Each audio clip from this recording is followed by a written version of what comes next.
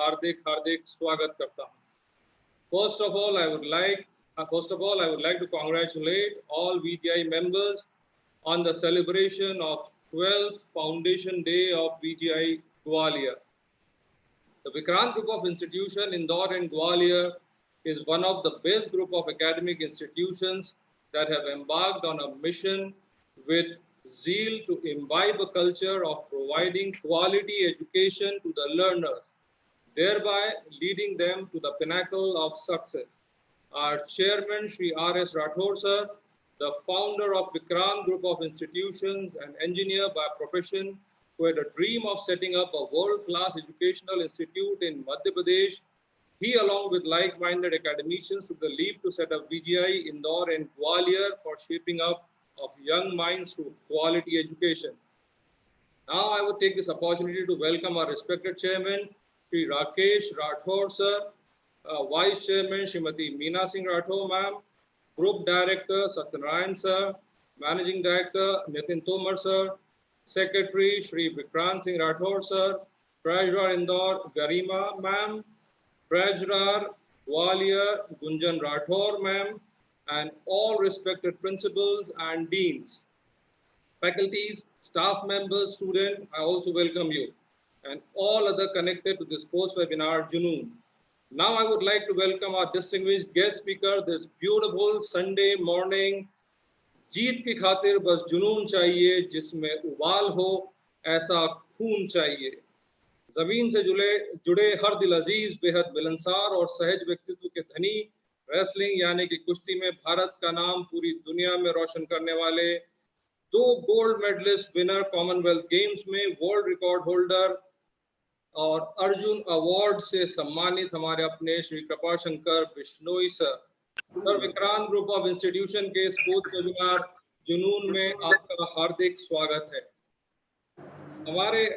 हमारे आदरणीय chairman sir Shri Rakesh Singh Rathore sir हमारे बीच मौजूद हैं। मैं उनसे निवेदन करता हूं कि वे अपने आशीर्वचन से इस प्रोग्राम का शुभारंभ करें। Shri Rakesh Rathore sir. Thank you Subhash. सबसे पहले तो मैं आज के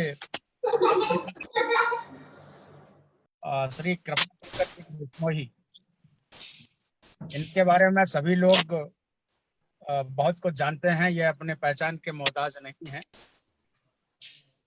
और न केवल भारत का लेकिन मध्य प्रदेश का नाम बहुत गौरव से इनके नाम से लिया जाता है। और दंगल के एक महानायक थे ये, जिसमें कि मुझे बताया गया, मुझे पता भी है कि दंगल के नायक श्री आमिर खान साहब ने आपके पैर छू करके आशीर्वाद लिया था, गुरु माना था। ऐसे शख्सियत को विक्रांत परिवार में आज पाकर के हम बहुत गौरवान्वित महसूस कर रहे हैं। श्री कृपाशंकर जी, आपका बहुत बहुत स्वागत है, अभिनंदन है। आप हमारे समूह के सभी शिक्षक और सभी युवा साथियों के साथ में हैं, युवाओं की प्रेरणा स्रोत भी हैं आप। और भारतवर्ष में या दुनिया भर में भारत का नाम रोशन करने में आपको कितना जुझारूपन रहा होगा, कितना जुनून रहा होगा। इन्होंने नाम भी दिया स्पोर्ट्स जुनून का, तो वो जुनून आपका जो है आज निश्चित ही हमारे सभी युवा साथियों को एक प्रेरणा का स्रोत बनेगा, भले ही वो कुश्ती के क्षेत्र में हो या अन्य किसी के क्षेत्र में भी हो। जुनून की आवश्यकता बहुत पहले होती है, सर्वप्रथम जुनून ही जगाना पड़ता है। मैं बहुत समय नहीं लूंगा, अपने सभी साथियों से, युवा दोस्तों से, अपने छात्र छात्राओं से आग्रह करूंगा कि बहुत तल्लीनता से सुने श्री कृपाशंकर जी को और उनके अनुभव के बारे में उनसे प्रश्न भी करें, ताकि आपको बहुत कॉन्फिडेंस होगा, अपने ऊपर कॉन्फिडेंस होगा और आपके जीवन पथ के लिए बहुत आवश्यक होगा इनके अपने अनुभव और जुझारूपन। Thank you very much. शुक्रिया सर, शुक्रिया आपके आशीर्वाद वचन के लिए। दोस्तों, एक बात पक्की है कि श्री कृपाशंकर सर को का इंट्रोडक्शन देना ऐसा होता है जैसे कि एक सूरज को समझ लीजिए, सूरज को हम रोशनी दिखाने की कोशिश कर रहे हैं, लेकिन फिर भी मैं ये हिमाकत जरूर करूंगा जुनून हमने नाम दिया है बिकॉज हम जो भी हिस्ट्री जाएं कृपा सर की, तो उसमें हम देखते हैं कि बहुत जुनून से, शिद्दत से उन्होंने अपना ओवरऑल पूरा समय बिताएगा कुश्ती को और समर्पित करा है जीवन अपना कुश्ती के लिए। सर वॉज बॉर्न ऑन 5 अगस्त 1977 और हमारे मध्य प्रदेश की पैदाइश है इनकी। और दूसरी सबसे बड़ी बात है कि इनका महू से बहुत ज्यादा संपर्क रहा है। He has spent his initial days of life in Teachers Colony, Mahu, and was a student of Rajeshwar Vidyalaya. He had learned the basic move of wrestling in the wrestling arenas of Mahu.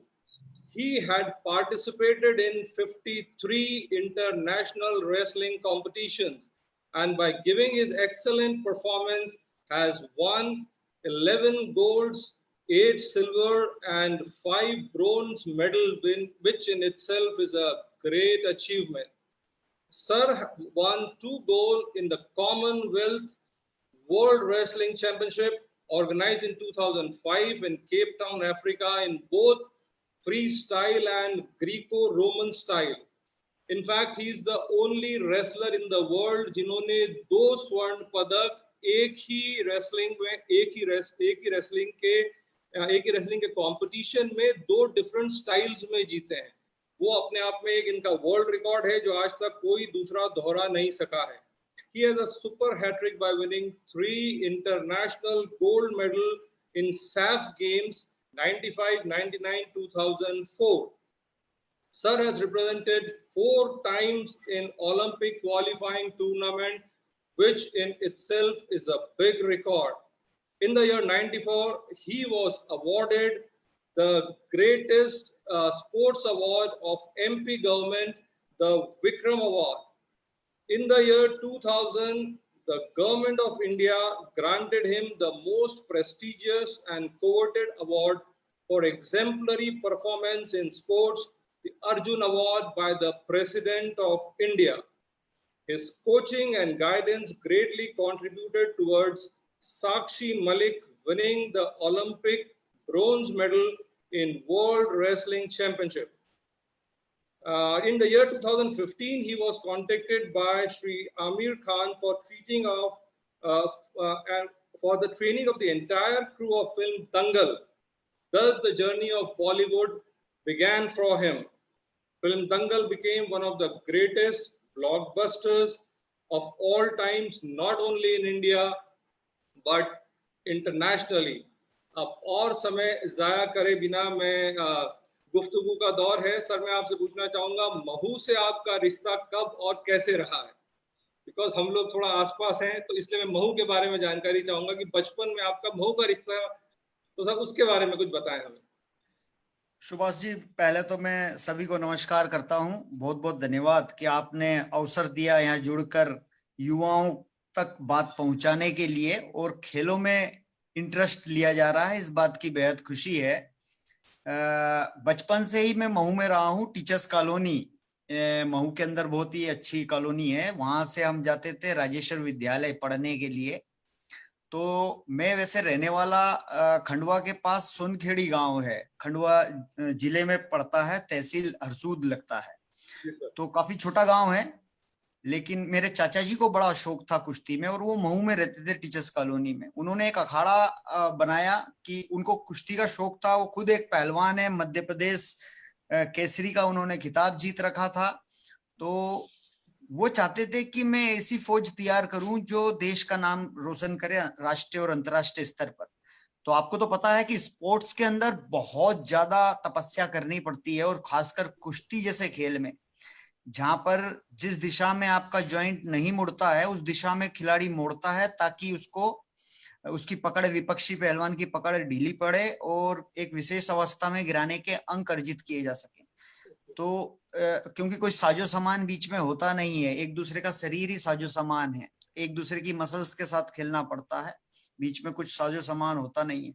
तो चाचा जी ने जब अखाड़ा शुरू किया महू के अंदर, तो वहां पर पहलवान आते थे, अगर उनसे कड़ी तपस्या या अच्छी मेहनत कर दें तो उनकी रिकवरी नहीं होती थी, और वो 4 दिन के लिए गायब हो जाते थे, फिर आ जाते थे। तो कंटिन्यूटी मस्ट इंपॉर्टेंट है किसी भी खेल में या किसी भी चीज में। आप सफल होना चाहते हैं तो पागलों की तरह उसका पीछा करो और लगे रहो। जिद और जुनून होना बेहद जरूरी है। जब वो गांव गए तो मैं छोटा था, तो मैं बहुत शरारती था गांव में। मैं अगर कोई मेरी तरफ देख भी लेता था तो मैं पत्थर मार के उसका सर जरूर फोड़ता था, इतना बदतमीजी करता था मैं। तो माँ पिताजी सब परेशान थे, लेकिन मेरे पिताजी ने इस एनर्जी को कुश्ती में डाइवर्ट कर दिया। वो मेरे को मऊ टीचर्स कॉलोनी में ले आए, और टीचर्स कॉलोनी में लाने के पश्चात मैं यहाँ पे भी वो हरकत करने लगा। जैसे छत के ऊपर लाल मिट्टी का अखाड़ा बना रखा था, तो टीचर्स कॉलोनी में जो सभ्य लोग रहते थे वो झाड़ू निकालते थे, फिर मैं उनको पत्थर मार के उनका लाल मिट्टी से उनका वो आंगन खराब कर देना, किसी से भी लड़ लेना। फिर चाचा जी ने करा, मेरी जो है ना ट्रेनिंग का जो स्तर बढ़ा दिया उन्होंने, कि ये ट्रेनिंग ज्यादा कराएंगे जब ये थकेगा। तो ट्रेनिंग करना सुबह 4 बजे से 7 बजे तक, फिर राजेश्वर विद्यालय जाना, 1:30-2 बजे स्कूल से आना, थोड़ा सा खा पी के थोड़ा रेस्ट करना, फिर 3 बजे फिर ट्यूशन चले जाना, 4 4:30 ट्यूशन से आना और फिर ट्रेनिंग करना। तो 8 बज जाते थे। तो एक उन्होंने एनर्जी को उस तरह से डाइवर्ट कर दिया। और फिर एक जगह मैं जीत गया 12 साल वाली कुश्ती में, तो वहां से बहुत बड़ा बदलाव आया मेरे जीवन में। जहां पर 12 साल की कुश्ती का आयोजन किया जा रहा था गाजियाबाद में, और परवेश दत्त और शंभुनाथ 2 पहलवान थे जो बहुत ही फेमस थे उस वेट कैटेगरी के, और वो पूर्व चैंपियन भी थे। लेकिन मुझे नहीं पता था परवेश दत्त और शंभुनाथ कौन है, तो ये मेरे लिए प्लस पॉइंट था। तो जब उनसे कुश्ती आई तो सब लोग बात करें शंभुनाथ परवेश दत्त अच्छे हैं, शंभुनाथ, और मैं उनको यानी मेरे ग्रुप में ही आ गए, और सभी ये बात कर रहे थे कि वे पहलवान ही फर्स्ट सेकंड आने हैं, तो और कोई नहीं आना है वे आने। लेकिन उन दोनों को मैंने एक के बाद एक हराया, और वहां में पहला स्थान मैंने अर्जित किया। गांव गया मैं अपने, तो गांव के बस स्टैंड पे मेरी माँ और मेरे पिताजी हाथ में फूल लिए खड़े हैं और छोटे छोटे बच्चों को इकट्ठा कर रखा है। तो मैं ना अभिभूत हो गया कि यार ऐसा करने से, इस तरह जीतने से इस तरह यानी वाहवाही मिलती है। तो ये मेरा बदलाव आया। नहीं तो हर कोई पीटता था गांव में, तो गलती करी और फिर मारा पीटा। तो वहां से मेरे को काफी यानी प्रोत्साहन मिला, और एक जहन में बदलाव आया कि अगर मैं सो भी रहा हूं और कोई मेहमान आए तो मेरे पिताजी मेरी तारीफ कर रहे हैं। तो ये मैंने पल वहां महसूस किया कि ओहो, तो पेरेंट्स को भी चाहिए कि अप्रिशिएट भी करे बच्चों को, कोई अच्छा बेहतर काम करे तो निश्चित रूप से उनके कान और आंखें और ये सब आपकी तरफ होता है। अगर वो सो भी रहे हैं तो आपकी बात सुन रहे हैं, तो उनकी बढ़ाई करना भी बेहद जरूरी है। तो वहां से मेरा बदलाव आया। कैसा रहा था स्कूल राजेश्वर विद्यालय का एक्सपीरियंस, कैसा रहा आपका? राजेश्वर विद्यालय ने बहुत, देखो एक राजेश्वर विद्यालय एक कहते हैं ना कि एक पढ़ाकू स्कूल है। तो हमें हमें नींद आती थी, सुबह जल्दी उठते थे, प्रैक्टिस करते थे। लेकिन मैं बताऊं कि काफी टीचर्स और मास्टरों ने काफी मदद की है। स्पोर्ट्स टीचर गंगाराम सर थे, और उसके बाद अगर 5वीं तक की बात करें, 5th क्लास तक की, तो पप्पा बहन जी वहाँ की इंचार्ज थी, जो हाथ में राम प्यारी रखती थी, और उनसे उनसे बड़ा स्नेह था। यानी उन्होंने एक बार मेरे को सजा दी, मेरे को याद है कि हम बैठक दंड बैठक तो मारते ही थे। तो उन्होंने बोला कि भाई पहलवान लेट क्यों आया तू क्लास में, तो पकड़ के और मेरे को मारे, फिर हाथ खींच के फिर यहाँ पीछे बैक पे वो राम प्यारी से मारती थी। बोले मेरी राम प्यारी लाओ। तो मैंने बोला मैडम मारो मत मेरे को, चाहे और कोई सजा दे दो। तो बोले फिर बैठक मार। अच्छा, बैठक मारने का बोला, ये तो मेरा पसंदीदा काम बोल दिया उन्होंने। तो मैं बैठक मारने लग गया। तो 60 हो गए, 70 हो गए। एक आम बच्चा जो 4th क्लास या 5वीं क्लास में पढ़ता है वो 60-70 नहीं मार सकता, और हम मारते थे 5-5 600 बैठक मारते थे। तो मैं कम से कम 100 हो गए, पसीने से पूरा नहा गया, पूरी ड्रेस मेरी पसीने में हो गई। और वो ना वो मना करे, और वो घबरा जरूर गई मैडम कि ओहो इसको मैंने बोल के गलती। फिर बोले ओ रुक जा रुक जा रुक जा, फिर रुक जा। तो एक जुनून देखा उन्होंने, और फिर वो मेरे को स्पोर्ट्स के लिए टाइम देने लगी। तो ये प्रेम होता है, एक मास्टर भी पहचानता है कि किस खिलाड़ी को कितना टाइम दे। फिर फादर मैथ्यू थे वहां पर, उनका वो बड़े सख्त थे, लेकिन वो कहीं ना कहीं मेरे को देखते हुए नर्म पड़ जाते थे कि ठीक है। इंटरनेशनल लेवल पर मैं मेडल जीता, 7वीं में था, 8वीं में था। जब मैं वर्ल्ड चैंपियनशिप में मेडल जीत के आया तो स्टेज पे खड़ा करके सम्मानित करते थे, बोलते थे एक्सपीरियंस। भूगोल का आप बता रहे थे, भूगोल वाली बात बताइए। भूगोल के टीचर क्या करते थे आपको चार्ट लगा के? भूगोल के टीचर चार्ट लगा के देखो बताते थे कि ये नक्शा देखो, भारत का दिल्ली जो राजधानी है ये है, और कनाडा का जो अल्बा शहर है, जो टोरंटो के पास है। अब बाकी ये पटेल बताएगा। पटेल बताओ क्या क्या हुआ था रास्ते में, कैसे कैसे चेन हुआ, शुरू वहां से करो। तो है ना कि 2-3 दिन मैं ही क्लास लेता था। तो मैं क्लास लेता था, मेरे को खड़ा कर देते थे, इतना इंटरेस्ट आता था। और वो सर इसलिए खड़ा करते थे क्योंकि उस समय तो पता नहीं था, लेकिन अब जाके पता चला कि उससे दूसरे बच्चे बड़े मोटिवेट होते थे और उनको भी आगे बढ़ने के लिए प्रेरणा मिलती थी और वो बात बड़ी गंभीरता से सुनते थे और मेरे को बताने में बड़ा मजा आता था क्योंकि मैं अपनी कहानी बता रहा हूँ। तो इस तरह की कहानी, बहुत लंबी चौड़ी कहानी, अगर वो मैं बयां करूंगा तो शायद ये क्लास के लिए कम समय रहेगा। तो अंतरराष्ट्रीय मैच आपने कब जो मतलब जो प्ले करा और उसका मतलब रिस्पांस क्या रहा, क्या रिजल्ट रहा पहले मैच का? देखिए, मैं जब 12 साल वाली कुश्ती जीता था, सबसे पहले जब 12 साल की जीता था, आपको बता ही दिया है कि मैं जीता तो मुझे सब दूर से शाबाशी मिलने लगी और मेरी एक इज्जत होने लग गई कि भाई ठीक है, कुश्ती में की कृपा जीता, अच्छा कृपा जीता। तो ये सुनना मेरे को बेहद अच्छा लगता था और फिर उसके बाद मेरे में और इंटरेस्ट जागा नहीं। तो फिर मेरे को इन चीजों से किसी से शौक नहीं था, कुश्ती कश्ती से लेना देना नहीं था। मस्ती करना, परेशान करना, लोगों को दुखी करना, लड़ाई झगड़ा कर लेना, लेकिन उस एनर्जी को मेरे को डाइवर्ट किया चाचा जी ने। तो 1989 में पहली बार जब अंडर 16, जब मैं 12-13 साल का ही था और मेरा इंडिया टीम में सिलेक्शन हो गया था, और मैंने अंडर 16 की एशियन चैंपियनशिप में गोल्ड मेडल जीता था। और फाइनल में, जैसे कहते हैं ना कि पहला प्यार कभी बुलाया नहीं जाता, तो पहले ही कुश्ती जो अंतरराष्ट्रीय स्तर का जो गोल्ड मेडल जीता और फाइनल मुकाबला ईरान के, शक्तिशाली देश है ईरान कुश्ती के अंदर, वहां के केडी मोहम्मद से मेरा मुकाबला था। और जब मैंने उसको 8-1 अंक, जो कुश्ती में एक बहुत बड़ा मार्जिन होता है, उससे मैंने पटकनी दी और गोल्ड मेडल जीता। उस समय दूरदर्शन चलता था, हमको अशोका होटल में हमारी टीम को रुकवाया गया था, दिल्ली की। तो अशोका होटल के जब मैं जाके जीतने के बाद मैं गया तो मेरे को यूं डांस करते हुए दिखाया, क्योंकि जीतने के बाद मैंने भंगड़ा पाया था। तो आज भी मुझे याद है कि जो दूरदर्शन पे चलता था और वो सीन मेरे को आज भी याद है। और उसमें बताया कि भारत के कृपाशंकर ने 43 वेट कैटेगरी में ईरान के केडी मोहम्मद को 8-1 अंक से हराकर भारत की झोली में स्वर्ण पदक डाला। इस तरह उन्होंने जो बोला तो मेरे को बहुत अच्छा लगा। तो वहां से फिर मेरे शुरुआत की है, ये मेरा पहला मुकाबला था अंतरराष्ट्रीय स्तर पर, गोल्ड मेडल से शुरुआत की। सर, और वहां से शुरू करके अब इतने इतने सालों हो गए, बरसों गुजर गए, लेकिन अभी 2019 में भी आपने वेटरन्स में एक जो है ब्रोंज मेडल जीता। तो वो सर, इतना बड़ा गैप फिटनेस का आपने कैसे मेंटेन करा सर? बिकॉज स्पोर्ट्समैन की लाइफ जनरली थोड़ी कम होती है, खासकर इंटरनेशनल लेवल पे, क्योंकि इंजुरीज बहुत होती है। मैं आपसे बात करूंगा इंजुरीज की भी, क्योंकि हमने एक फोटो भी देखी, आपके हॉस्पिटल में पड़े हैं और ऑपरेशन होने वाला है। तो सर, इतना लंबा सफर, उसके पीछे क्या सर वो है, राज है? देखिए, बहुत लंबा सफर, यानी कि मैं प्रोफेशनल रेसलर जो सीनियर वेट कैटेगरी या सीनियर स्तर पे तो नहीं खेलता हूँ। वेटरन यानी कि बुजुर्गों की कुश्ती 35 साल से लेवल है तो, सर। तो कुश्ती, आप बुजुर्ग वर्ड गलत यूज कर रहे हो सर। नहीं, मैं देखो मनोबल बढ़ा रहा हूँ क्योंकि मैं बुजुर्ग होने के बाद भी कुश्ती कर सकता हूँ और फिट है और बुजुर्ग दिखता नहीं हूँ। तो उसका राज यही है आपने कि हमें भी साथ में ले लिया सर। नहीं सर, कंटिन्यूटी मस्ट इम्पोर्टेंट है, क्योंकि आप भी बड़े फिट हो, मैंने आपका वीडियोस देखा और आपकी जो स्टाइल है बोलने का, एंकरिंग करने का, तो ये प्रतिभा जब भी आती है जब आप में कॉन्फिडेंस लेवल एक स्पोर्ट्समैन का होता है और आप खिलाड़ी खुद हैं और आप खुद, आपका जो है काफी खेलों से नाता रहा है। तो खेल खेलते रहना है क्यों, शुरू से आखिरी तक, क्योंकि खेल हमें अनुशासन सिखा देता है। खान पान से लेके गहरी नींद लेना तक और रिकवरी करना, तो आधा डॉक्टर बन जाता है एक खिलाड़ी। अपने सारे अस्थि पंजरों को समझने लगता है कि कितनी चोट लगी है, उसको कैसे ट्रीटमेंट देना है और कैसे ठीक करना है, वापस गाड़ी पटरी पे कैसे आएगी। कई बार मायूसी हाथ लगती है तो उन मायूसी से भी आगे निकलने का प्रयास करता है खिलाड़ी।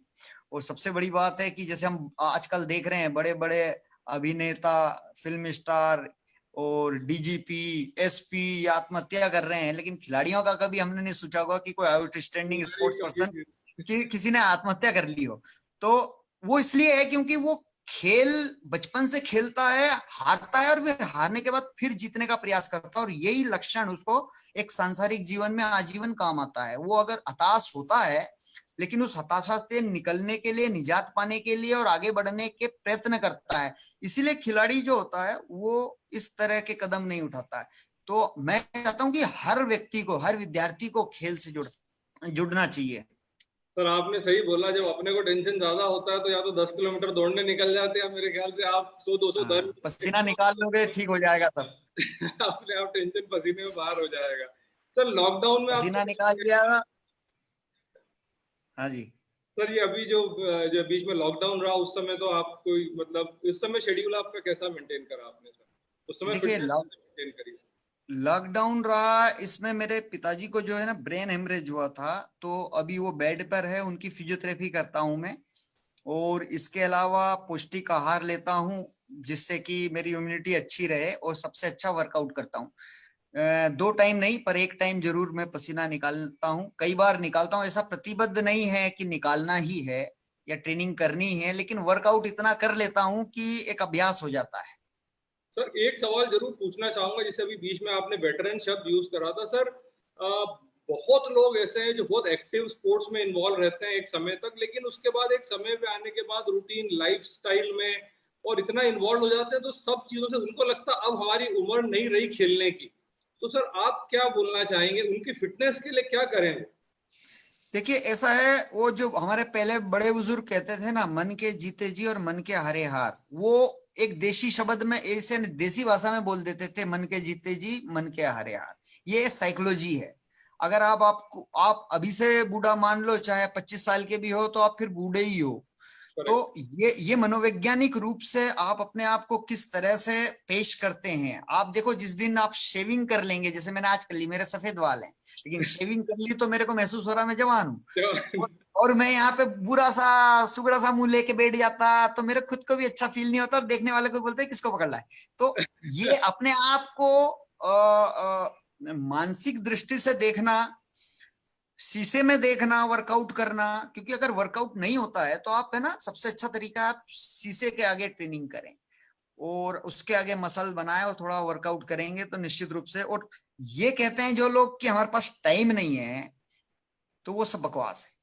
टाइम निकल जाती है सारी चीजें। अगर आपको रोटी खाने का टाइम है, आपको सोने का टाइम है, तो ये भी एक उसी से संबंधित वर्कआउट है जो कि आपको इसको दैनिक आपकी जो दिनचर्या है उसके साथ जोड़ना चाहिए। सर उस समय कॉमनवेल्थ और ओलंपिक्स के टाइम जब आप प्रैक्टिस कर रहे थे तब आपका शेड्यूल क्या होता था? बच्चों के बहुत सारे सवाल आए कि सर उस समय क्या रूटीन हुआ करते थे सर के?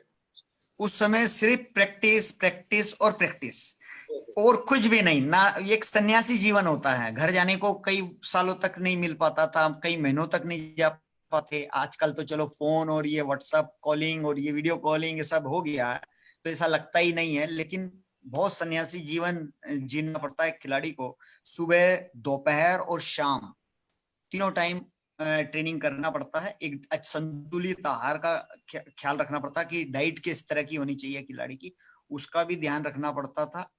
उसके साथ हमारे डाइटिशियन होते थे, मसाजर होते हैं टीम के साथ में, फिजियोथेरेपिस्ट होते हैं, कोच होते हैं, तो ये डॉक्टर होते हैं, तो ये पूरी टीम होती है। तो इन सब की मदद लेते हैं। और वो जब मिलता है, जब आप नेशनल कैंप में चले जाते हो तो वहां पे फैसिलिटी अच्छी हो। नेशनल कैंप में जाने से पहले आप अपने स्तर से ही आपको अच्छा होना पड़ता है। सर आपका सबसे फेवरेट वाला दांव कौन सा था जो आपको लगता था कि ये और कोई सा दांव नहीं लगे तो ये दांव तो मार ही दूंगा मैं मारता था अपना खेमे, गर्दन पकड़ के और खुद रिक्स पीठ की तरफ डेंजर पोजीशन में जाके। ओके हाँ जी, ओके। तो सर वो दांव में आप मतलब सक्सेस रहे बहुत समय?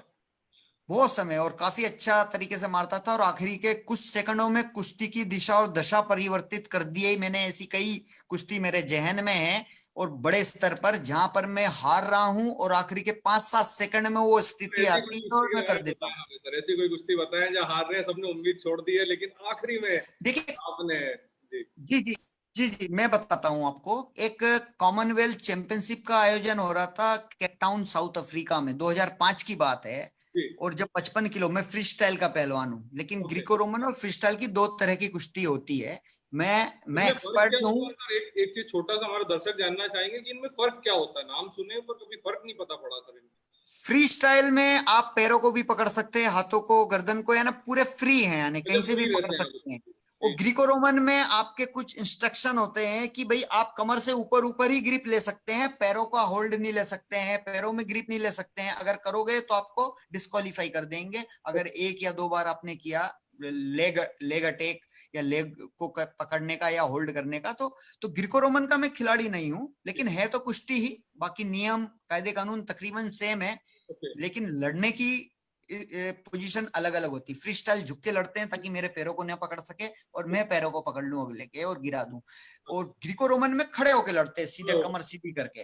तो दोनों कुश्तियों में ये अंतर है, और पैरों को नहीं पकड़ना होता ग्रीको रोमन में। फ्री स्टाइल का मैं चैंपियन हूँ। तो जहाँ 2005 केपटाउन में जब, हाँ जी बोलिए सर।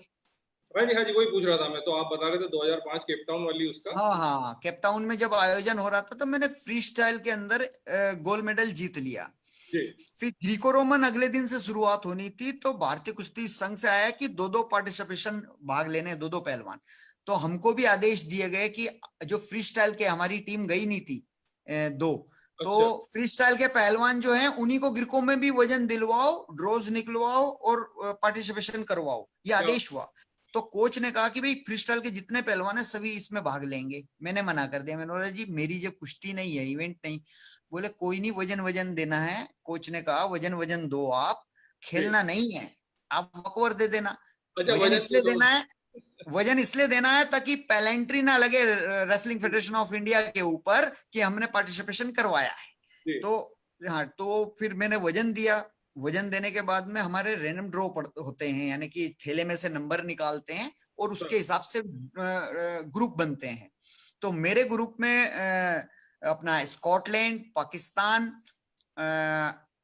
और ऐसा एक देश और था। ऐसे 2-3 देश मेरे उस ग्रुप में आ गए। तो रात को मेरा मन कर गया कि यार ये तो कुश्ती में इतने अच्छे कंट्री है नहीं, वो क्यों ना मैं खेल जाऊं। और एक जो नाइजीरियन था, कैनेडियन था, वे ओलंपिक लेवल के खिलाड़ी थे, नाइजीरियन ओलंपिक मेडलिस्ट था, तो वो दूसरे ग्रुप में थे। और एक हमारा ओलंपियन पहलवान भारत का मुकेश खत्री, वो भी दूसरे ग्रुप में था। तो जब ये स्थिति पैदा हुई तो मैंने मन बना लिया कि मैं खेलूंगा। तो कोच सुबह मिले, हरियाणा के कोच थे, तो उन्होंने बोला बेटे खेलना है? तो मैंने बोला जी खेलूंगा मैं। तो खेला और बहुत अच्छा खेला और मैं फाइनल में पहुंच गया। फाइनल में नाइजीरियन रेसलर, हमारे ओलंपियन मुकेश खत्री को भी उसने हरा लिया था, और इसके अलावा इंग्लैंड का जो ओलंपियन था उसको भी उसने हराया, और वो फाइनल में आया। क्योंकि वो बहुत एक्सपर्ट रेसलर था, बिल्कुल बाल सर पे नहीं थे, काला था बिल्कुल ही।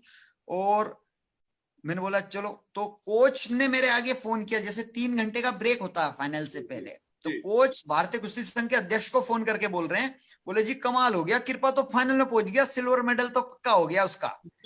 और मैं कोच साहब की तरफ देख रहा हूँ कि अब एक ही तो कुश्ती लड़नी है, और कुश्ती में कुछ भी हो सकता है। मैंने बोला कि कम से कम, मैंने कोच साहब आप सिल्वर का बोल रहे हो, मैं सोच रहा हूँ मैं गोल्ड के लिए खेलूं।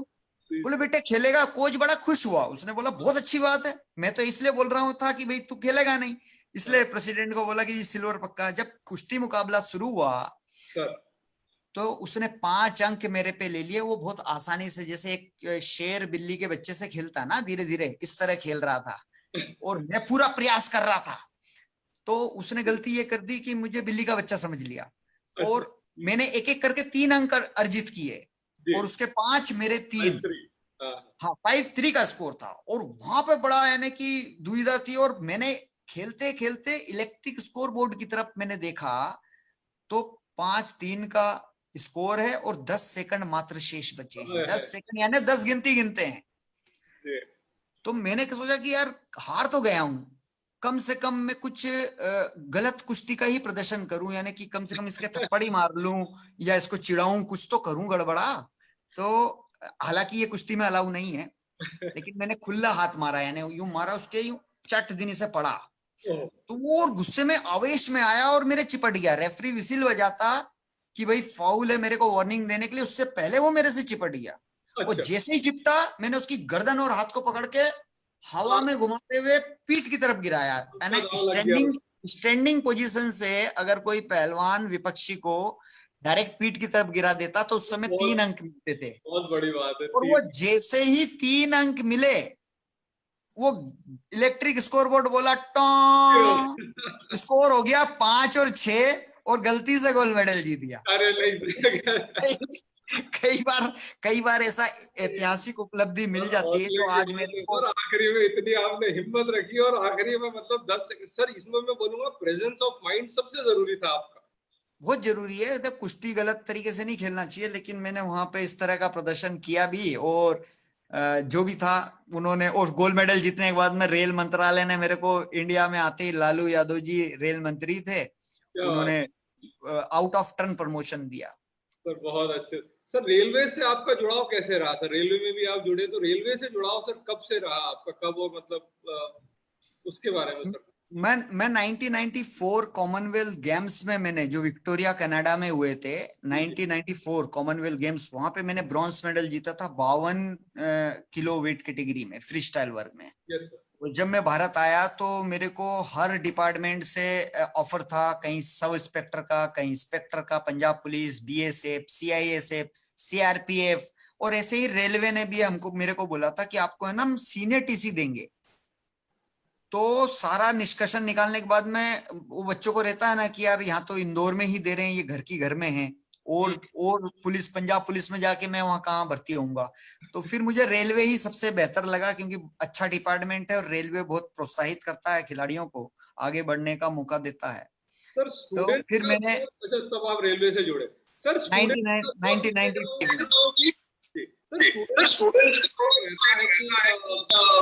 नौकरी पाने के लिए कई बार स्पोर्ट्स की तरफ रहता है सर, आपका इस बारे में क्या वो निकलता है? देखिए, नौकरी पाने के लिए स्पोर्ट्स करते हैं खिलाड़ी, और निश्चित रूप से अगर खिलाड़ियों को सही उम्र में नौकरी मिल जाती है तो फिर बहुत सारे खिलाड़ी नौकरी में लग जाते हैं, अपना खेल छोड़ देते हैं। वो गलत है। अगर नौकरी मिली है तो फिर आप नौकरी का फायदा लेते हुए आप और अत्यधिक स्पोर्ट्स करें, और उसका यानी पूरा कर्ज अदा करें। आप यानी कि किसी भी डिपार्टमेंट में लगते हैं तो आप नौकरी लगने के बाद में आपको छोड़ना नहीं चाहिए स्पोर्ट्स, उसमें लगातार आपने आगे बढ़ते रहना चाहिए। सर आपने इंजरी से कैसे डील करा? आप इंजरी, जैसे मैंने बोला था, आपने बोला कि आपने बताया था एक जगह क्लिपिंग में कि अगर एक्टिंग करना हो कुश्ती की तो वो भी बिना इंजरी के नहीं करी जा सकती। तो सर इंजरीज से कैसे अपने आप को बचा के रखा, क्योंकि कई खिलाड़ियों का करियर इंजरीज के कारण खत्म हो जाता है। देखिए, चोट जब लगती है, जब आपका तरीका ठीक नहीं होता है, जैसे कुश्ती के अंदर वेट रिड्यूस करना, वजन को कम करना, तो वजन कम करने से डिहाइड्रेशन भी होता है बॉडी के अंदर। तो ऐसे में हमारी रिएक्शन एबिलिटी प्रभावित हो जाती है, जो ब्रेन से मसल्स को संदेश पहुंचाने की जो प्रक्रिया है वो धूमिल हो जाती है, यानी कि शिथिल पड़ जाती है, ठंडी हो जाती है। तो वहां पर नुकसान होता है कि जब हम विपक्षी पहलवान का पैर पकड़ना चाह रहे हैं, मेरा मन तो जा रहा है पर मेरा तन काम नहीं कर रहा है।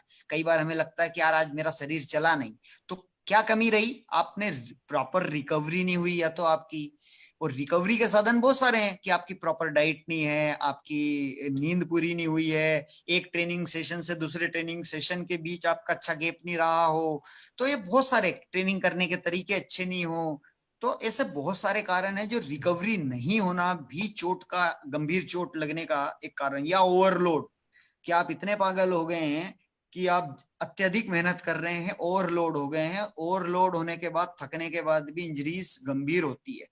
तो उसके लिए आप प्रॉपर वार्म अप करें कि चोट ना लगे। मानसिक और शारीरिक वार्म अप होता है। आपका ट्रेनिंग करने का मन नहीं करेगा क्योंकि आपका शरीर दुख रहा है, तो आप अपने आप को चाय लें, हाथ में पिए और 5 मिनट अपने आप से बात करें, मनोवैज्ञानिक रूप से आप अपने आप को तैयार करें, और फिर धीरे धीरे आप वार्म अप करें, और वार्म अप के बाद स्ट्रेचिंग करें। स्ट्रेचिंग बहुत जरूरी है बिफोर और आफ्टर ट्रेनिंग।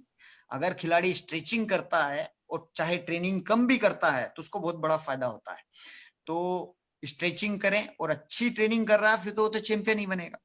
तो स्ट्रेचिंग हम यानी कि इतना ज्यादा गंभीर नहीं होते हैं स्ट्रेचिंग करने के लिए, जो लचीलापन बढ़ाने के लिए हम ट्रेनिंग करते हैं और चले जाते हैं। तो स्ट्रेचिंग के ऊपर ध्यान दें तो चोट से बचा जा सकता है ज्यादा से ज्यादा। स्टूडेंट्स जो इंटरेस्टेड है प्रोफेशनल कैरियर में, सर उनको क्या राय देंगे? कई हमारे ऐसे बच्चे हैं जो आपसे जो कुछ पूछेंगे भी सवाल, लेकिन वो अगर कुश्ती को प्रोफेशनल करियर बनाना चाहते हैं तो सर उनके लिए क्या राय देंगे आप? तो आपके मैं यही राय दूंगा कि पहले तो वो अपने आप को इसका आकलन करे कि उनकी उम्र क्या है, वो लड़का है कि लड़की है, फिर उनके पास में एनवायरनमेंट कैसा है, क्या ऐसा माहौल है आसपास उस खेल से संबंधित की कुश्ती करनी है, तो वो स्तर वाला सेंटर है कि आप जाके ट्रेनिंग कर सकते हैं, क्योंकि शारीरिक संपर्कता वाला खेल है, अच्छे पार्टनरों की जरूरत होती है। अगर आप वर्ल्ड चैंपियन के साथ रोज हाथ पे डाल रहे हैं, धका रहे, खींच रहे, गिर रहे, गिरा रहे, बॉडी सुकड़ा रहे, फैला रहे, तो वो एक अलग तरह का अनुभव होता है। उसमें आपकी परफॉर्मेंस बढ़ती है और आप एक अपने, तो ये सारी चीजों का ध्यान, तो कई सुल्तान फिल्म देख के गुमराह हो रहे लोग 25 साल के हैं, बोलते सर हमको अब कुश्ती करनी है और प्रोफेशनल करनी है और ओलंपिक में जाना है, तो संभव नहीं है, क्योंकि आपने सारी उम्र कुश्ती करी नहीं और 25 साल में आप सुल्तान को देख रहे जो प्यार में पागल होके और ओलंपिक जीत गया। वो फिल्म है, वो फिल्म है, वो में पागल होकर कुश्ती नहीं लड़ी जा सकती सर। अगर आपने कुश्ती करनी है तो फिर आप दंगल देखो कि किस उम्र से शुरुआत होती है और एक ही जुनून होता है और एक ही उसके पीछे, क्योंकि आपने 10वीं तक या 12वीं तक आप स्कूल कभी गए नहीं और अचानक आपका हृदय परिवर्तन हो जाए और आप सोचो कि मैं डॉक्टर बन जाऊं, तो वो संभव नहीं है। तो ऐसे ही कुश्ती का बचपन में सीखना, जो हाथ पैर डालना, खींचना, धकाना, ये जो टैलेंट है ये बचपन में जाता है। आप किसी बच्चे को मोबाइल दे दो तो एमएमएस, एसएमएस वो सब घुस जाएगा मोबाइल में अपने आप। और एक मेरी उम्र वाले आदमी को कोई नई टेक्नोलॉजी वाली चीज दे देंगे तो मेरे को सीखने में टाइम लगेगा, और बुजुर्ग आदमी को देंगे जो 80 साल का होगा वो सीख ही नहीं पाएगा, क्योंकि उस सीखने की जिज्ञासा जो है वो कम हो जाती। तो बचपने से ही उस टैलेंट को सीखा जाता है। स्पीड, स्टेमिना, फ्लेक्सिबिलिटी, कोऑर्डिनेशन, ये चीजें बढ़ाई जा सकती। आप ताकत भी बढ़ाएंगे तो डाइट के द्वारा बढ़ा सकते, सप्लीमेंट से बढ़ा सकते हैं, आप स्टेमिना बढ़ा सकते हैं, स्पीड बढ़ा सकते हैं, ट्रेनिंग सिद्धांतों का पालन करते हुए इन चीजों का बढ़ा सकते हैं। लेकिन आपका दिमाग तेज चलने लग जाए, आप सही जगह सही काम करने लग जाओ, आप तकनीकी रूप से आप में निपुणता आ जाए, तो उसके लिए कोई मेडिसिन नहीं है, उसके लिए कोई डाइट प्रोग्राम नहीं है, वो ट्रेनिंग ही है। और वो कितने समय से आप कितना लंबा पीरियड लगा रहे हो, कितनी तपस्या आपने बचपन से जो की है, तो वो बहुत जरूरी है। तो अगर आप, जी सर बोलिए सर। हाँ, तो आप अगर करना चाहते हैं एक बार हम भी गए थे विजय जी, एक बार हम भाई भी ये नहीं, बहादुर जी के अखाड़े गए थे सर, तो वहां उन्होंने सर वो इतनी मिट्टी खुदवाई सर, 2-4 दिन में हौसला परस्त हो गया सर। वो तो रोज फावड़ा दे देते थे कि मिट्टी खोदो मिट्टी खोदो, तो सर हिम्मत जवाब दे गई सर 2-4-5 दिन में। देखो मिट्टी खोदो, ऐसे बहुत सारे पहलवान हैं। मैं मध्य प्रदेश की बात कहता हूँ कि मैं जब कुश्ती लड़ना मैंने शुरू की थी तो मैं देखता था कि जो मेरे वेट कैटेगरी में पहलवान आते थे वो 2-2, 3-3 हजार उठा बैठी मार के आते थे, लेकिन वो उठा बैठी ही मारते थे, वो अखाड़ा ही खोद रहे हैं। आप अगर कोई भी वर्कआउट कर रहे हैं, आप जिम कर रहे हो और जिम के बाद में आप मेन स्पोर्ट्स आपका रेसलिंग है, और जिम के बाद आप कपड़े पहन के घर जाके सो जाओगे तो आप में वो वजन उठाने की ताकत आई है, अखाड़ा खोदने की ताकत आई है, या उठा बैठी की ताकत आई है। तो उठा बैठी का कोई कंपटीशन होता नहीं है ओलंपिक में। तो उठा बैठी का कंपटीशन जब नहीं होता और हम उठा बैठी के बाद में हमको रेसलिंग मोमेंट जरूरी है, ताकि वो ताकत जो है हमने वर्कआउट जो किया वो डाइवर्ट हो जाए, कुश्ती के अंदर हमको लगाना आए।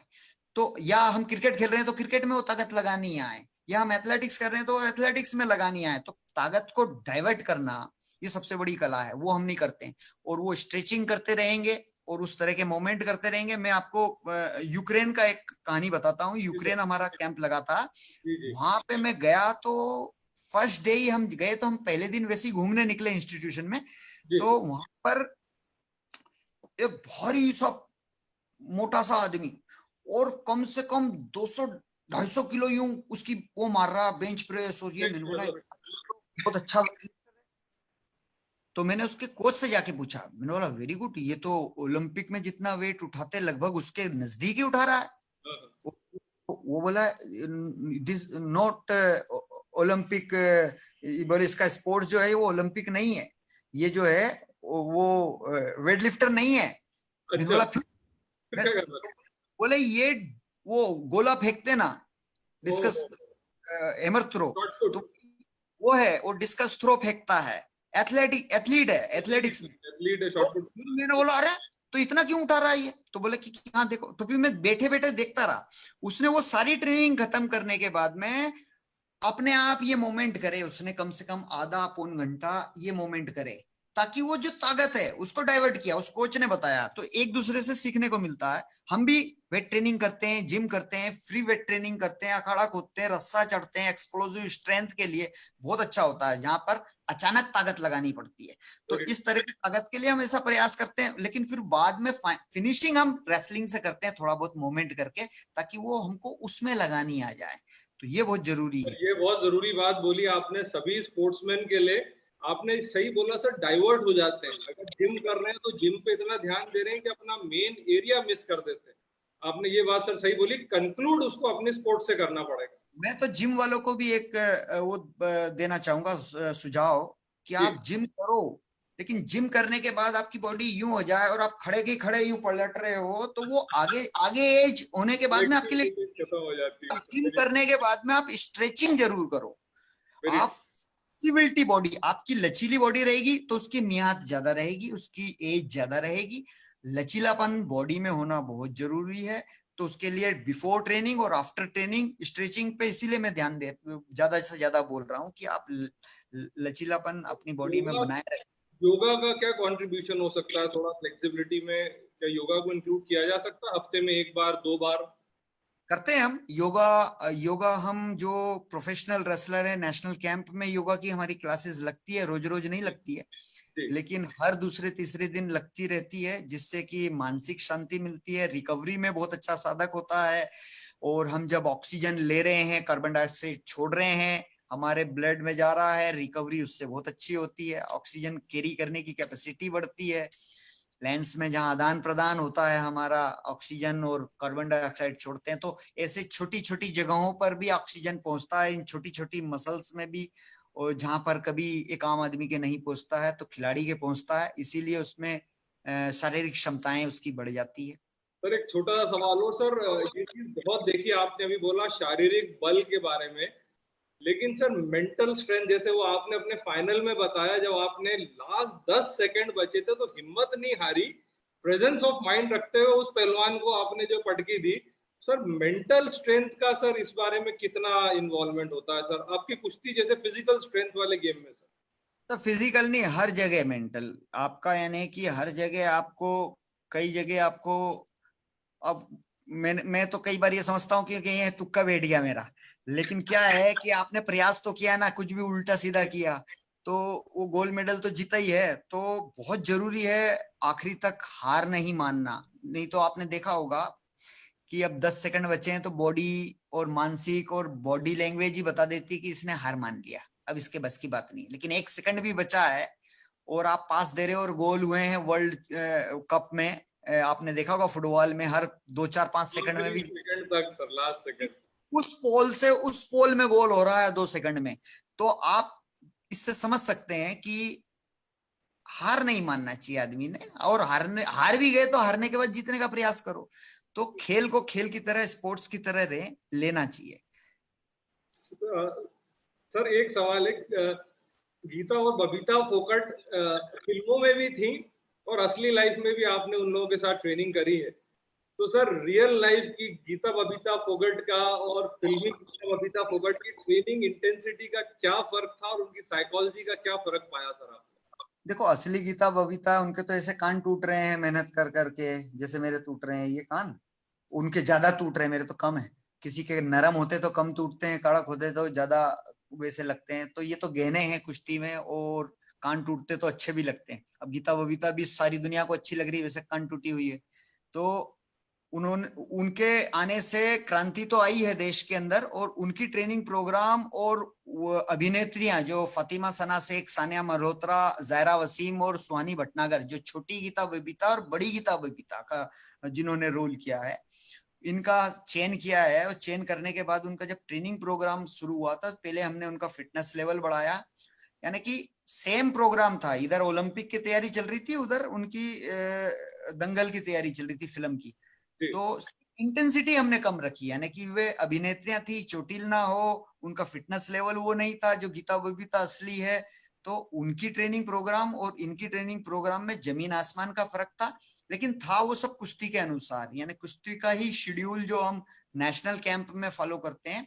और एक पीरियडाइजेशन हमने तय किया था, बनाया था कि जब इनको परफॉर्म करना हो जब इनकी परफॉर्मेंस पीक पर रहे। तो ये बहुत जरूरी है कोचिज को, पहलवानों को ध्यान में रखना कि कब आप पीक पे जाते हो, क्योंकि साल भर खिलाड़ी पीक पर नहीं होता। नहीं रहता, बिल्कुल। हाँ, तो आप पीक पर जाएं तो उसके पहले छोटे छोटे गोल अचीव करने पड़ते हैं। आपको एक टारगेट फिक्स करना पड़ता है कि आपका वजन कब है और किस तारीख को आपकी कुश्ती है, और कितने महीने पहले से आप किस तरह ट्रेनिंग प्रोग्राम करेंगे, वेट को कैसे रिड्यूस करते जाएंगे। तो ये सारा एक मैथमेटिक्स है, उसका ध्यान रखना पड़ता जी है। जी। तो सर, फर्स्ट टाइम जब आमिर खान जी ने आपसे कांटेक्ट करा तो आपका रिएक्शन क्या था? लाइक आप क्या सर फिल्मी दुनिया इन सब से अलग रहे, आप आपकी दुनिया अलग थी स्पोर्ट्स की, पर जब पहली बार संपर्क हुआ तो आपका पहला रिएक्शन क्या था कि यार फिल्मों में मैं मतलब कैसे वो करूंगा एडजस्ट? देखिए सुभाष जी, मैं जैसे आप जैसे भाई हैं, आपस में अपन एक दूसरे से मजाक कर लेते हैं। ऐसे ही आमिर खान प्रोडक्शन से मेरे पास में फोन आया था मिस्टर राव का। मैं नेशनल टीम का कोच था लखनऊ के अंदर। ओलंपिक की हमारी तैयारी चल रही थी, ओलंपिक में 1 साल से भी थोड़ा ज्यादा समय था। तो उन्होंने बोला कि सर मैं आमिर खान प्रोडक्शन से बोल रहा हूँ और आमिर जी आपसे मिलना चाहते हैं। तो मैंने बोला उनको बिठाओ, मैं आया, क्योंकि हम मजाक कर लेते थे। मजाक कर रहा आपके साथ। ऐसे मजाक, और ये बहुत जरूरी है मजाक। वो कर सकते हैं सर। हाँ, जीवन जीने के लिए आप मजाक नहीं करते हैं, सीधे हमेशा टेंस में रहे, हमेशा यूं रहे, वो ठीक नहीं है। तो मजा, तो पहले मैंने बोला कोई मजाक कर रहा, तो काट दिया फोन। फिर 1 सप्ताह बाद पुनः उन्होंने फोन किया, बोले सर फोन काटना मत, मैं मिस्टर राव बोल रहा हूँ। उन्होंने फिर ना लैंडलाइन नंबर से किया, तो मेरे को पता चल गया कि 022 फिर 22 इस तरफ नंबर था। मैंने बोला भाई ये तो मुंबई का ही है और ये कोई असली आदमी ही कर रहा।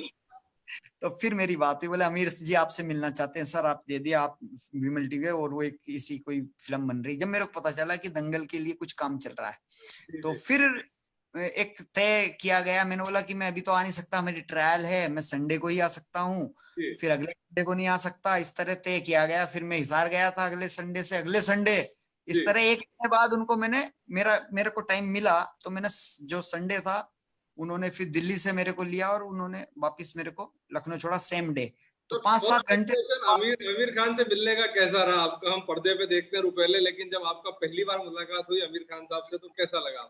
देखिए आमिर जी बहुत ही नेक इंसान है, बहुत ही अच्छे इंसान है। जब मिला, क्योंकि हम तो ये जो फेसबुक और ये न्यूज आती रहती है दुनिया भर की, तो वो सब बकवास होती है। हमारे युवाओं को उन पे ध्यान भी नहीं देना चाहिए, उनको अपना खुद का आकलन करना चाहिए हर बात के लिए।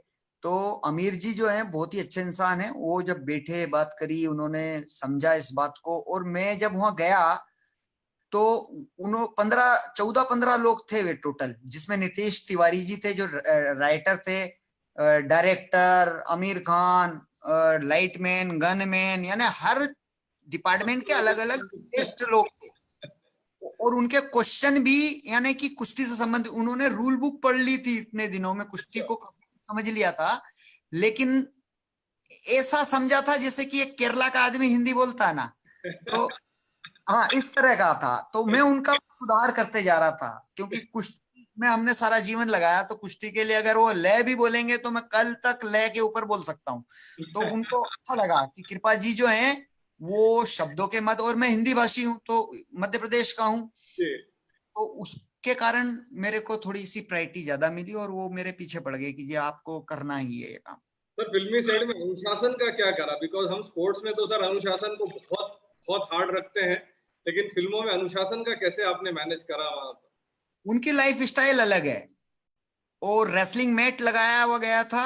और उसके अंदर जब ट्रेनिंग करने आए थे, आमिर जी के मुंह से मेरे को बांस आई, वो स्मोकिंग और अल्कोहल ले लेते थे। और मैंने सेट के ऊपर भी देखा, जब वो बीड़ी क्या वो सिगरेट वो पीने लगते थे बैठ के, तो मैं उनसे दूर जाके बैठता था। तो उनको 1-2 बार ऐसा लगा, तो एक बार वो पी के आए तो मेरे को मुंह से बांस आई। तो मैंने उनको समझाया कि आप महावीर फोगाट के रोल में हैं और उस किरदार में आप कर रहे हैं, तो उसकी दिनचर्या आप अपनाएं, क्योंकि वो तो ये चीजें नहीं लेता है सिगरेट हिगरेट, क्योंकि रेसलर था और आप उसका किरदार कर रहे हैं तो आपको लेना भी नहीं चाहिए। और एक कोच होने के नाते ये मैट हमारा मंदिर है और इस पे अगर आप आते हैं तो इन चीजों का सेवन नहीं करेंगे। क्योंकि मैं नेशनल टीम का कोच था, मैं तो फिल्मी दुनिया से था नहीं, तो मेरे से रहा ही नहीं गया, मैंने कह दिया। तो उन्होंने बोला कृपा जी सॉरी, और बहुत शालीनता से, और उन्होंने अपनी जेब में से सिगरेट का पैकेट लाइटर निकाला और दौड़ के लाके बोले को दिया, बोले कि आप इसको डस्टबिन में डालो। मैंने बोला मैं तो नहीं लगाता इनको।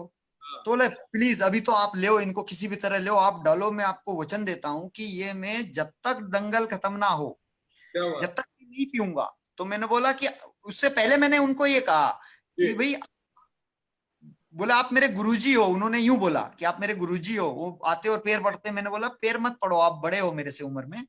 वो तभी वो मानते नहीं थे, तो फिर वो पैर पड़ते थे, मैं रोकता था झुक के, तब भी उनको पढ़ने नहीं देता था, वो अचानक पढ़ लेते थे।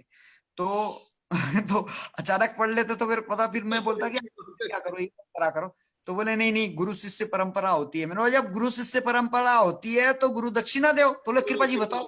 तो मैंने बोला ये दारू और सिगरेट छोड़ो। तो वो दौड़ के गए और वो लेके आए और मेरे को दिया। बोले कि मैं आज के बाद दंगल जब तक, मैं आपको झूठा कमेंट्स नहीं करूंगा, दंगल जब तक समाप्त नहीं होती है सिगरेट, दारू, मांस, मच्छी, मदिरा इन सब का सेवन नहीं करूंगा। और मैं बड़ा खुश हुआ और मैंने देखा कि उन्होंने उसका पालन किया, वादा निभाया। सवालों की झड़ी लग गई है, मेरे सवाल ही खत्म नहीं हो रहे हैं, लेकिन हमारे पास चैट बॉक्स है। सर एक सवाल राजेश पाटीदार सर ने पूछा, फिर मैं और स्टूडेंट पे आता हूँ। उनका कहना है कि किस उम्र में स्पोर्ट्स शुरू करना चाहिए। सर ये एक बड़ा कंट्रोवर्शियल है, बिकॉज क्या उम्र सही होती जब बच्चे को हम धीरे से जो प्रोफेशनल स्पोर्ट्स की तरफ डाइवर्ट करें?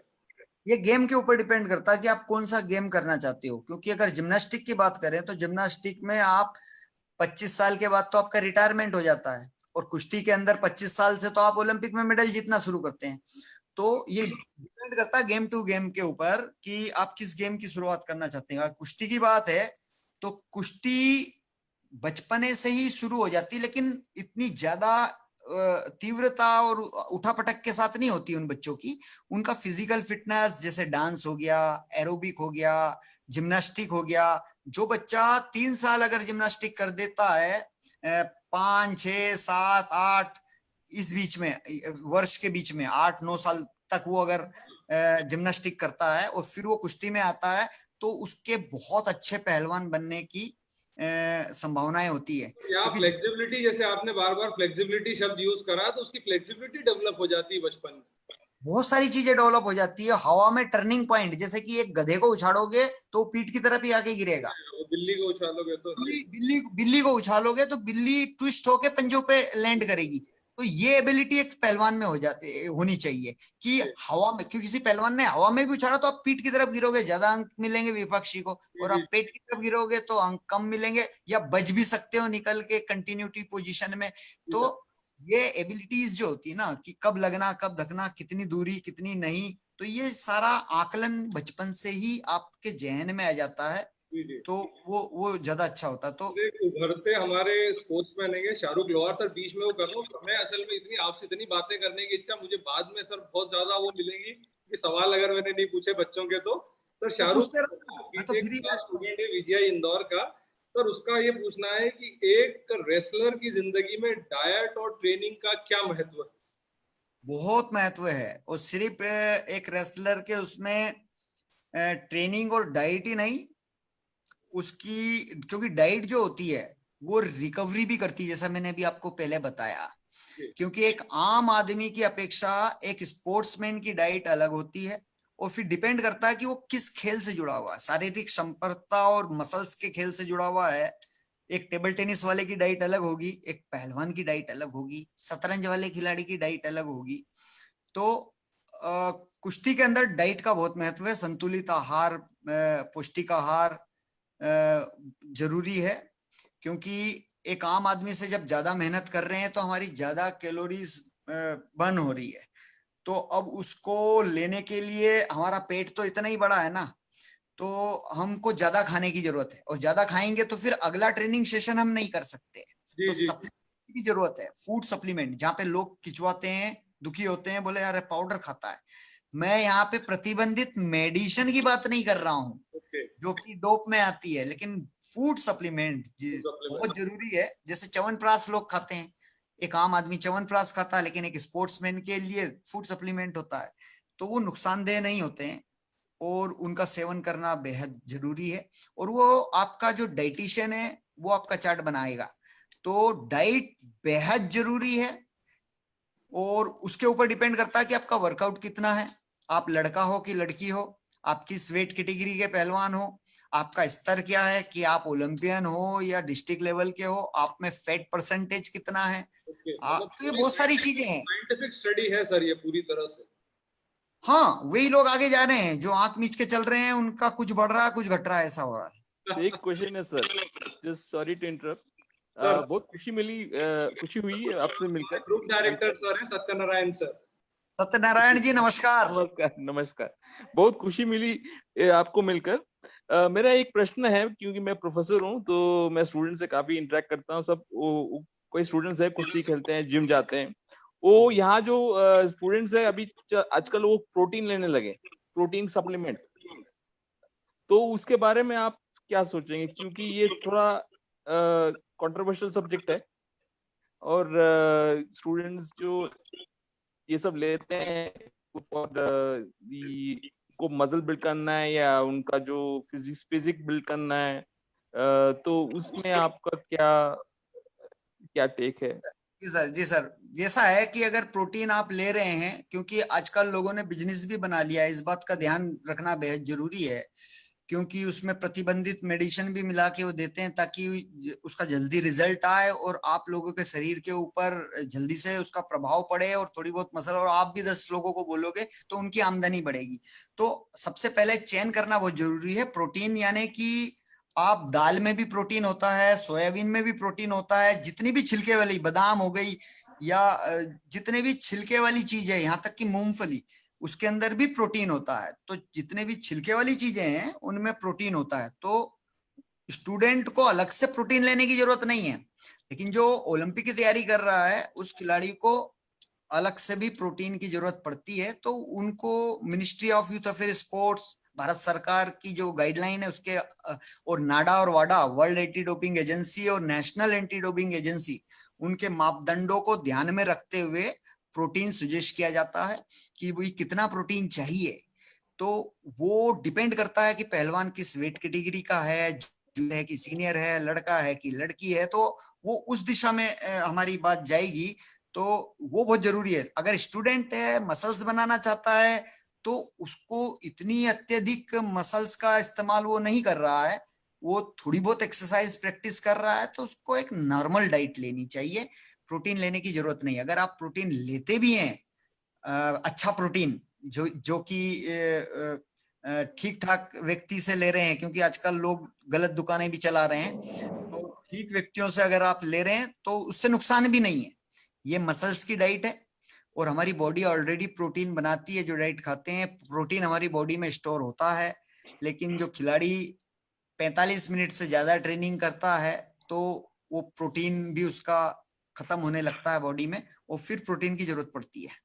सर एक स्टूडेंट हमारे इंदौर BCS BGI से हैं, बहुत अच्छे स्पोर्ट्समैन हैं, मेहुल सदाराव सर। उनका पूछना है कि सर एक आम समय में ट्रेनिंग, एक आम रूटीन में अपने को कितना समय ट्रेनिंग को देना चाहिए, मतलब कितना टाइम ऐसा है जो एक मतलब आम छात्र जो है ट्रेनिंग को दे सकता है, स्पोर्ट्स ट्रेनिंग को? अच्छा, एक आम आदमी अगर करता है तो कम से कम उसको 1 से 1.5 घंटा ट्रेनिंग करनी चाहिए। जी जी जी। और 24 घंटे में एक बार करे। उनका लिए ऐसा कोई जरूरी नहीं है कि वो दोनों टाइम ट्रेनिंग करें, लेकिन ऐसा वर्कआउट जरूर करे। वो सोचे कि हम तो झाड़ू लगा लेते हैं, घर में पोछा लगा लेते हैं तो हमारा वर्कआउट हो जाता है, तो वो नहीं। आप अलग से टाइम दो। जैसे आप रोज खाना खाते हैं तो रोज ट्रेनिंग के लिए आपको टाइम लगाना ही है, चाहे 45 मिनट से तो ज्यादा करना ही करना है। 45 मिनट, मिनिमम 45 मिनट, मिनिमम 45। और ज्यादा से ज्यादा अगर कंडीशन आपकी अच्छी है, आप किसी दिन रेस्ट पे और ज्यादा मन मचला रहा है करने के लिए, तो 1.5 घंटा कर लो। 1.5 घंटा। सर BGI ग्वालियर से मोहित पूछना चाह रहे हैं, sir how to wrestler like you, sir आपके जैसा पहलवान बनना हो तो क्या किया जाए उसके लिए? एक्चुअली वो बनना चाहते हैं तो फिर वो अपने बच्चे को बनाएं उसके लिए। उनका समय निकल गया आपका कहना है। हाँ, क्योंकि अब है ना, मेरे पास तो ऐसी महिलाएं आती है जिनकी बच्चियां होती है छोटी और वे खुद गीता बबीता बनना चाहती है। बोलती सर हमको ट्रेनिंग करा, हम बिल्कुल रिकॉर्ड तोड़ेंगे। तो मन तो रहता है उनका, क्योंकि गीता बबीता ने जब मेडल जीते हैं और उनके ऊपर फिल्म बनी है, और दंगल बनने के बाद में महिला कुश्ती को लेके क्रांति आ गई है। देश के तमाम इंस्टीट्यूशन में महिलाओं की तादाद बढ़ गई है, और हर माँ चाहती है कि मेरी बेटी गीता बबीता बने। और एक लोगों के मन में जो कुश्ती लड़ने से पहले वो था ना, जिसे हम बोलते हैं आओ फुटबॉल खेलें, तो बोले चलो चलो, चलो बैडमिंटन खेलें, बोले चलो चलो, वो बोलते थे चलो आओ कुश्ती खेलें, तो बोले अरे बाप रे। तो अरे बाप रे लोगों के मन से निकल गया है। महिलाएं ज्यादा आ रही है कुश्ती में, अब उनके मन में अरे बाप रे नहीं है, वो कुश्ती पहलवान बनना चाहती है। और बहुत सी ऐसी महिलाएं हैं मेरे संज्ञान में जो जो शौक के तौर पे कुश्ती में आई है और खेलती है, दंगल कंपटीशन।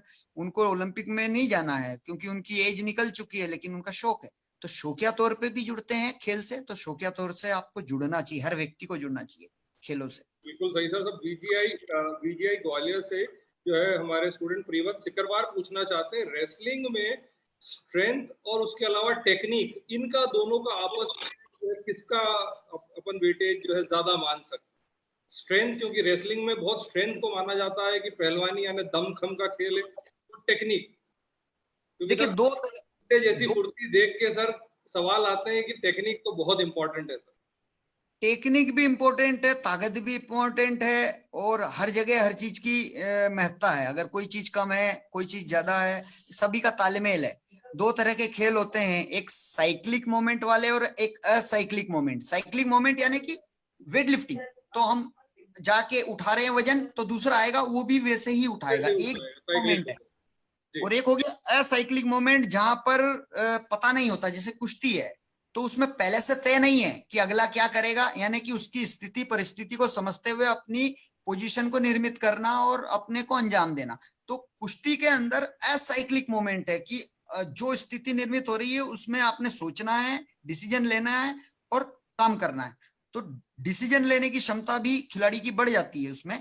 तो ये जो मोमेंट होते हैं उसमें अचानक ताकत लगती है, जैसे वेट लिफ्टिंग है तो उसमें शक्ति का बहुत जरूरी होती है।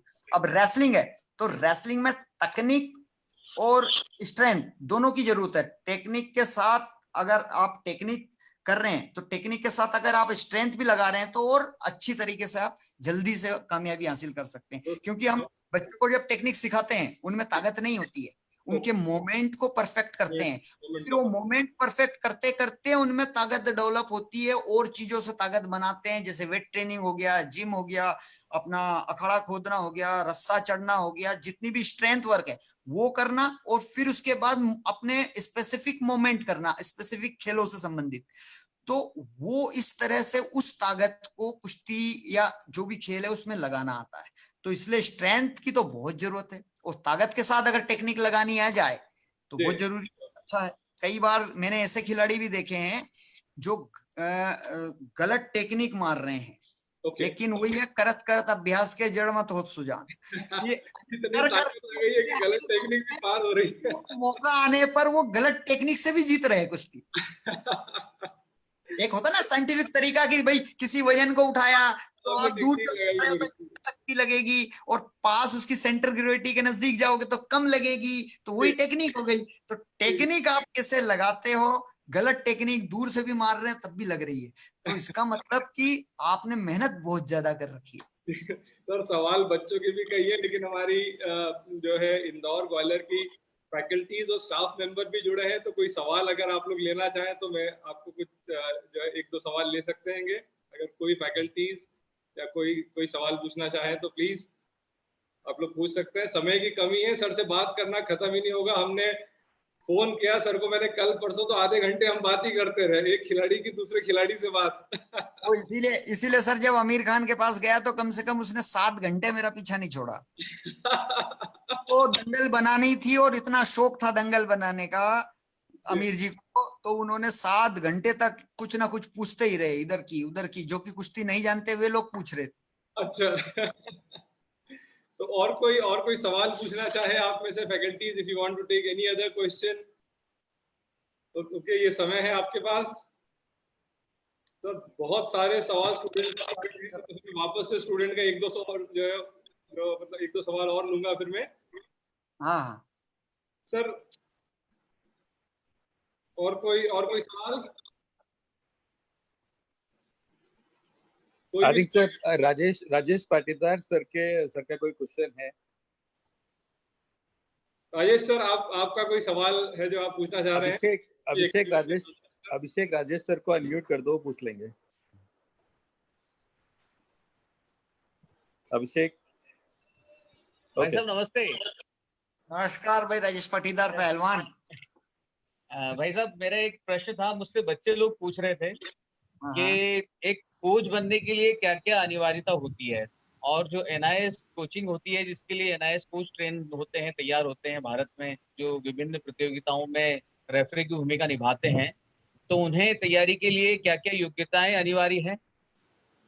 राजेश भाई, सबसे पहले तो मैं ये बता दूं कि कोच अलग होता है और रेफरी अलग होता है।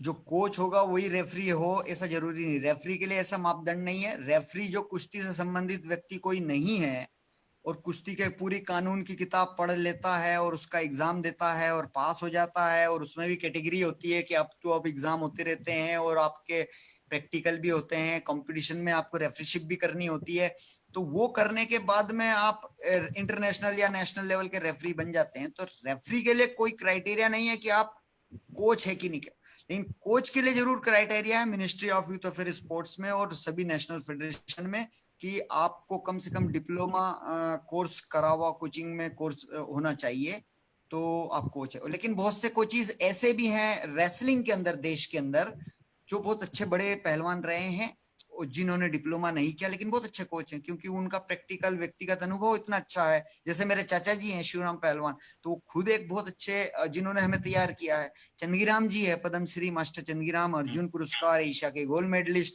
जिन्होंने बहुत पहलवान तैयार किए। गुरु हनुमान जी हैं दिल्ली के, ऐसे बहुत सारे हैं। सतपाल जी हैं जिन्होंने डिप्लोमा जरूरी नहीं है, लेकिन कहीं ना कहीं जब गवर्नमेंट में ऐसी वैकेंसीज निकलती है या आपको नेशनल टीम का कोच बनाया जाता है, तो वो चीजें प्राथमिकता रहती है।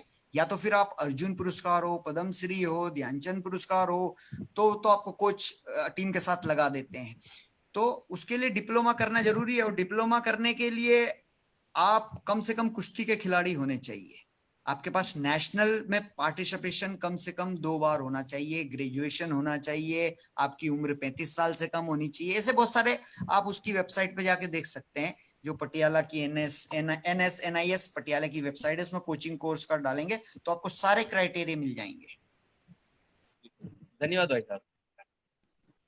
जी सर, बहुत बहुत शानदार। और कोई सवाल कोई लेना चाह रहा है, और कोई सवाल कोई पूछना चाह रहा है? हम आगे बढ़े हमारी कड़ी में। सर अभी आगे बढ़ जाइए आप। Okay sir. सब जो है, किसी शायर ने खूब कहा है, तो मेहनत इतनी खामोशी से कर कि तेरी कामयाबी शोर मचा दे। Next I request our treasurer, Miss Garima Tomar ma'am, to please share a few words with us. Are you there, Garima ma'am?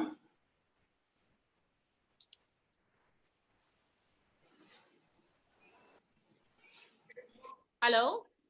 हाँ मैम, आ रही है आपकी आवाज। आज कृपा शंकर सर को सुन के मुझे लग रहा है मैं भी कुश्ती स्टार्ट कर दूं। कर सकते हैं। आमिर खान, फातिमा सना शेख कर सकती है, तो आप भी कर सकते हैं, लेकिन ओलंपिक में जाने के लिए नहीं, फिल्म बनाने के लिए जरूर कर सकते हैं। सर बहुत ही मोटिवेटिंग था आज, मतलब आपको पूरे टाइम मैं सुन रही थी। माय सन वाज अराउंड, मेरा बेटा भी है, मैं तो चाहूंगी उसको मैं कुश्ती आपके गाइडेंस में स्टार्ट कराऊं। और बहुत अच्छा सेशन था सर, काफी मोटिवेटिंग था। और आज एक खिलाड़ी किस किस पहल से गुजरता है वो आज समझ में आया। तो sir it was so good, and thank you so much for being there with us. Thank you sir. धन्यवाद। विक्रांत सर हमारे साथ जुड़े हैं क्या? Vikrant sir on the way थे, कहीं ऑन द वे थे क्या? विक्रांत सर हमारे साथ है, मेरी आवाज सुन सक रहे हैं विक्रांत सर आप? बिकॉज वो ऑलरेडी खुद स्पोर्ट्समैन भी है, हमारे सेक्रेटरी श्री विक्रांत सर ने भी एक बात कल बड़ी अच्छी बोली। जब मैंने बोला सर आप भी बात कीजिएगा कृपा सर से, तो उन्होंने कहा सर मैं ऑन द वे रहूंगा और जरूर कोशिश करूंगा, और सर मैं सबसे ज्यादा कंफर्टेबल स्पोर्ट्स टॉक में ही रहता हूँ, तो अगर मुझे मौका मिलेगा और कहीं आउट ऑफ कवरेज नहीं रहा तो ये अपॉर्चुनिटी मैं मिस जो है जो बिल्कुल नहीं करूंगा। पर शायद विक्रांत सर नहीं, I don't think he is there. जी जी, वो जो है हमारे साथ नहीं जुड़ पाए हैं। Now I request group director, अगर उनका कोई और सवाल हो तो वो पूछ सकते हैं। Group director Satyanarayan sir, a few words from you, Satyanarayan sir. Sir, please unmute yourself. Group director sir, unmute yourself. Just a minute. आप सुन सक रहे हैं? हाँ सर, आ रही है आवाज, प्लीज सर। या बहुत खुशी हुई कि आपने ये इनिशिएटिव लिया कि to bring the champion into our group. तो I personally invite post covid के बाद आप इंस्टीट्यूट आइए और हमारे बच्चों को कुश्ती सिखाइए for both boys and girls. तो कुश्ती is a very traditional sports है, वो काफी ट्रेडिशनल है। तो historically it's there since many centuries, तो उसको हम लोग encourage करने चाहते हैं। प्लस जो शक्ति बढ़ाएं, how to improve the strength in the students, उसके बारे में भी आप थोड़ा ज्ञान दीजिए। So it is क्योंकि हमारे बच्चों में वर्ल्ड चैंपियन बनने के लिए थोड़ा टेक्निक जरूर है, हम लोगों के पास टेक्निक तो है, but we also need strength का भी जरूरत पड़ता है। तो आप थोड़ा इसके बारे में आप हमें ज्ञान देने से अच्छा लगेगा। Thank you sir. एक बात पक्की है, लॉकडाउन ओपन होते से कृपासन को जो है पकड़ के एक बार कॉलेज जरूर लाएंगे और उसके अलावा ग्वालियर भी ले जाएंगे साथ में। थोड़ा समय का इनका टाइट रहता है, लेकिन अब दोस्ती हो गई है सर से, अब ना नहीं बोलेंगे। अभी शिशु कुंज इंटरनेशनल स्कूल है, वहां पे भी कुश्ती का हम शुरुआत कर रहे हैं। वो रेसलिंग मेट भी लिया है, रेसलिंग हॉल उन्होंने बना लिया है, और अभी शुरू होने ही वाला था कि लॉकडाउन शुरू हो गया, नहीं तो वहां पर बच्चों को कुश्ती की प्रैक्टिस शुरू हो जाती है अभी तक। तो अब ये लॉकडाउन खत्म होने के बाद में वहां भी कुश्ती का जुनून है और वे लोग कुश्ती के ऊपर काम कर रहे हैं। तो वहां पे भी कुश्ती हो, अगर चाहिए तो जरूर कुश्ती सिखाएंगे। कुश्ती सीखनी चाहिए, जैसे बैडमिंटन खेलते हैं वैसे कुश्ती भी खेलना चाहिए। So now my humble request to our MD sir for a word of thanks. Request Nitin Tomar. Thank you Masi sir. कृपा sir, I mean I'm listening, मैं अभी पिछले 1 घंटे से आपको सुन रहा हूँ, and I think अब मैं आपको बताना चाहूंगा कि इससे पहले हम लोगों ने कुछ I think 100-150 हम लोग वेबिनार्स कर चुके हैं, मेजरली इनटू एजुकेशन में, इंजीनियरिंग फील्ड में, मैनेजमेंट फील्ड में, अलग अलग फील्ड में, but this has been the most interesting one, specially due to the sports के अंदर है। And sports gives a kind of discipline, जो किसी एक व्यक्ति को, एक बच्चों को जो डिसिप्लिन चाहिए होता है वो स्पोर्ट्स से ही ज्यादातर आता है। और मैं शुक्रगुजार हूँ राजेश पाटीदार सर का, जिसने आपका कॉन्टैक्ट हमसे शेयर किया, and I think he has been very helpful to us for sharing the contact, and the session was quite good, and I think I hope this whenever you are free and whenever you are in Indore next time and after COVID basically you come to the campus, आप जरूर campus में आए, हमारा campus भी देखें और बच्चों से रूबरू हो सकें जब भी आप फ्री होते हैं। So thank you very much Masi sir for hosting this wonderful event. Thank you sir. एक चीज मैं शेयर करना चाहूंगा, ये आइडिया बेसिकली स्पोर्ट्स वेबिनार जुनून का जो आइडिया सर का ही था, नितिन सर का ही था, और यही बात हो रही थी हमारी बैठ के। सर ने मुझे बुलाया, यार ये बहुत पढ़ाई लिखाई वाली बहुत ज्यादा हो गई, बच्चों को कितना पढ़ाओगे, और यार आप थोड़ा उनको कुछ एंटरटेन, उनको कुछ रियल लाइफ के बारे में बताओ यार कुछ। तो सर फिर बातें निकली, और फिर हमारा ये है कि क्यों नहीं शुरुआत कुछ इंडियन फ्री टेक्स्ट पे करें। मतलब हम ये नहीं करें कि कोई और स्पोर्ट, क्यों नहीं हमसे जुड़ा हुआ, हमारे एरिया महू से जुड़ा हुआ। और जब हमें आपके बारे में कृपा से पता पड़ा कि महू से इतने संबंधित, इतने क्लोज हैं आप, और जो है जब राजेश सर ने बताया तो सर कोई और चीज थी नहीं हमारे पास। सर मैं बोलना चाहूंगा सर कि विक्रांत, एज एन विक्रांत में हम लोग सभी स्पोर्ट्स को प्रमोट करते हैं, whether it is football, cricket, wrestling. So हमारे बच्चे ज्यादा से ज्यादा, आई मीन स्पोर्ट्स में जैसे मैंने बताया आगे, जितने ज्यादा बच्चे स्पोर्ट्स खेलते हैं उतने ज्यादा डिसिप्लिन भी होते हैं, और जितने ज्यादा डिसिप्लिन रहते हैं उसका फायदा हमें ही मिलता है। आई मीन क्योंकि डिसिप्लिन ज्यादा अच्छा रहता है तो पढ़ाई में भी ज्यादा फोकस कर पाते हैं। तो this was the reason, and Masih sir ने और अर्षद सर ने मिलकर काफी इस पर वर्क कर रहे हैं। We need to promote this. Thank you sir. Arshad sir ने भी बहुत मेहनत करी है सर, आपने जैसी गाइडलाइन दी थी अर्षद सर भी इस बात को लेकर आगे बढ़ गए थे, तो उसके लिए बहुत बहुत धन्यवाद। वाकिफ कहाँ जमाना हमारी उड़ान से, वो और थे जो हार गए आसमां से। दोस्तों इसी सोच के साथ विदा लेने का समय आ गया, लेकिन वादा है, साथ में भरोसा भी है कि जब भी कोई खिलाड़ी शिद्दत से मेहनत करेगा उसे सफलता जरूर मिलेगी। सर का बहुत बहुत शुक्रिया कृपा सर, आप हमारे साथ जुड़े। वंस अगेन सभी डिग्नेटरीज का शुक्रिया। एक बात कहना चाहूंगा, चिरागों को आंखों से महफूज रखना, बड़ी दूर तक रात ही रात होगी। मुसाफिर हैं हम भी और मुसाफिर हैं आप भी, फिर किसी मोड़ पे मुलाकात होगी। जय हिंद, जय भारत, विक्रांत प्रणाम। Okay sir, thank you.